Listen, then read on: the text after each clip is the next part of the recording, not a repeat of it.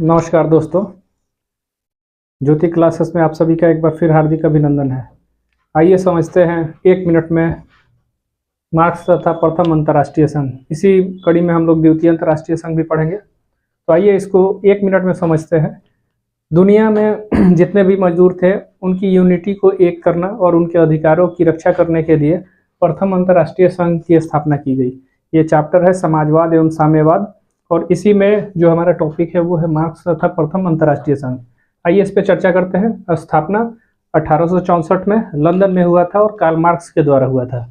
फिर से याद कीजिए, प्रथम अंतर्राष्ट्रीय संघ की स्थापना लंदन में 1864 में और कार्ल मार्क्स द्वारा किया गया था। मजदूरों के लिए ये काम किया गया था मार्क्स के द्वारा। उन्होंने कहा कि वे अपनी मुक्ति स्वयं अपने प्रयासों द्वारा कर सकते हैं, कोई दूसरा नहीं कर पाएगा। मजदूर को स्वयं ही अपना स्टैंड लेना पड़ेगा और उसके वजह से ये लोग मुक्त हो पाएंगे। जो मजबूरियां, जो परेशानियां चल रही थी रूस में, उससे बचने के लिए इसका नारा था कि अधिकारों के बिना कर्तव्य नहीं और कर्तव्य के बिना अधिकार नहीं। बीवीआई क्वेश्चन है ये, ठीक है। तो ये आप नोट डाउन करेंगे, या फिर दुनिया के मजदूर एक हो जाओ, ये इसका नारा था। इस संघ का जो बना हुआ था, इसका उद्देश्य मेनली क्या था कि दुनिया के जितने भी मजदूर हैं वो इकट्ठे हो जाए, उनके अधिकारों की रक्षा करने की बात कही गई। काम के घंटे को कम करने के लिए कहा गया। पहले 8 घंटा, 10 घंटा, 12 घंटा ऐसे करके काम लिया जाता था मजदूरों से। तो उनके अधिकारों की रक्षा के लिए काम के घंटे को कम करना और फिर उनका शोषण के विरुद्ध कोई कानून बने, इसलिए ये प्रथम अंतर्राष्ट्रीय संघ की स्थापना की गई। हर चीज का एक गोल होता है, ठीक है। गोल यही था कि मजदूरों को इकट्ठा करना और अंतर्राष्ट्रीय स्तर पे इनकी एक यूनिटी हो। हालांकि इसका पूरा नाम इसका स्क्रीनशॉट आप लोग ले लेंगे। पहले इसका पूरा नाम अगर बात करें, प्रथम अंतर्राष्ट्रीय संघ का पूरा नाम था इसका इंटरनेशनल वर्किंग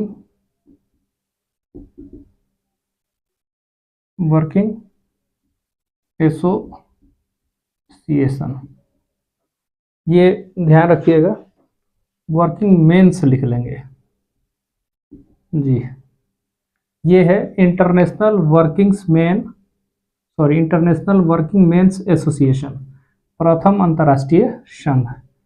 तो इसको याद कर लेना है। 1 मिनट में फिर से तैयार कर लीजिए कि प्रथम अंतर्राष्ट्रीय संघ की स्थापना मार्क्स के द्वारा 1864 में लंदन में स्थापित किया गया था। इसका मुख्य उद्देश्य यही था कि दुनिया के जितने भी मजदूर हैं उनको इकट्ठा करना और उनका शोषण ना हो, उनका काम करने का जो घंटे जो ज़्यादा लगते थे उसको कम करना और अच्छा वेतन मिलना। ये है प्रथम अंतर्राष्ट्रीय संघ का उद्देश्य।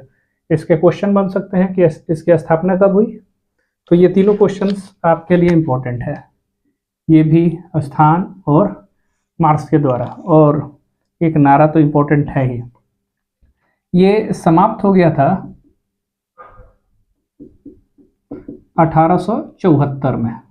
ये भी ध्यान रख सकते हैं, सॉरी 74 नहीं 76, पढ़ाने के क्रम में दिमाग इधर उधर हो जाता है, उसके लिए सॉरी। 1876 में इस बात का खासा ध्यान रखें। तो ये है प्रथम अंतर्राष्ट्रीय संघ। अब इसके बाद अगला टॉपिक है राष्ट्रीय संघ। यही शायद टॉपिक है, मैं क्लियर करता हूँ फिर। तब तक के लिए ये एक स्क्रीनशॉट ले लीजिए, और जो पीछे मैंने मिटा दिया है उसका भी स्क्रीनशॉट उससे पहले वाला ले लीजिए और इसको नोट डाउन कर लीजिए। ओके, आइए अब समझते हैं द्वितीय अंतर्राष्ट्रीय संघ के बारे में। पहले तो स्क्रीनशॉट लीजिए। ओके, सेकेंड इंटरनेशनल एसोसिएशन की स्थापना 14 जुलाई 1889 ईस्वी को फ्रांस की राजधानी पेरिस में हुई। ये इम्पोर्टेंट है आपके लिए, ये इम्पोर्टेंट है आपका डेट। 20 देशों के 400 प्रतिनिधियों ने भाग लिया और इसका अंतर्राष्ट्रीय हेडक्वार्टर बनाया गया ब्रुसेल्स में। तो प्रथम अंतर्राष्ट्रीय संघ की स्थापना के बाद इसमें भी ज़रूरत पड़ गई थी कि एक और अंतर्राष्ट्रीय संघ की स्थापना की जाए, क्योंकि प्रथम अंतर्राष्ट्रीय संघ 1876 में समाप्त हो गया था। इसीलिए इसके बाद फिर श्रमिकों की स्थिति में कोई ज़्यादा सुधार हुआ नहीं था, इसलिए इस अंतर्राष्ट्रीय संघ को फिर से स्टार्ट किया गया। इसका मुख्य उद्देश्य यही था कि जितने भी दुनिया के मजदूर हैं उनको फिर से एक मंच पे लाया जाए, यानी इनकी एकता को स्थापित किया जाए, श्रमिकों के अधिकारों की रक्षा की जाए। श्रमिकों की अधिकार मतलब राइट्स, उनके 8 घंटे से ज़्यादा पहले उन लोगों को काम करना पड़ता था, लगभग 12 घंटा 14 घंटा मजदूरी करना पड़ता था। उनके वेतन अच्छे नहीं थे, यानी उनकी जो मजदूरी दी जाती थी वो ज़्यादा नहीं थी, तो उस पर भी बात करना था इस संघ के द्वारा। इसके बाद समाजवाद का प्रचार किया जाए, साम्राज्यवाद का नहीं, समाजवाद का, क्योंकि समाजवाद सभी वर्गों के हित के लिए बात होती थी।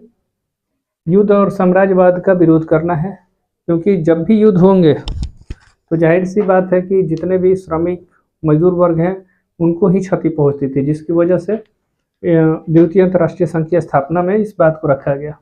फिर राजनीतिक भागीदारी को बढ़ाना था, मानना था कार्ल मार्क्स के जो विचारक जो आगे कैरी की है, तो उनका ये मानना था कि जब तक श्रमिक इसमें भाग नहीं लेंगे, मजदूर वर्ग इसमें भाग नहीं लेंगे, तब तक वो उनको अपने अधिकारों के बारे में पता नहीं चल पाएगा। ठीक है। यूरोप में और अमेरिका में ये जब चल रहा था, द्वितीय अंतर्राष्ट्रीय संघ की स्थापना हो रही थी, तो उसी समय 1 मई 1890 को पूरे यूरोप में और अमेरिका में मजदूरों ने हड़ताल किया, जिसके वजह से 1 मई को अंतर्राष्ट्रीय मजदूर दिवस या लेबर डे के नाम से हम लोग जानते हैं। ये बहुत ही इंपॉर्टेंट क्वेश्चन है, जब आप कंपटीशन की तैयारी करेंगे तो वहाँ ये देखने को जरूर मिलेगा, तो ये जरूर याद कर लीजिए। 14 जुलाई 1889 को।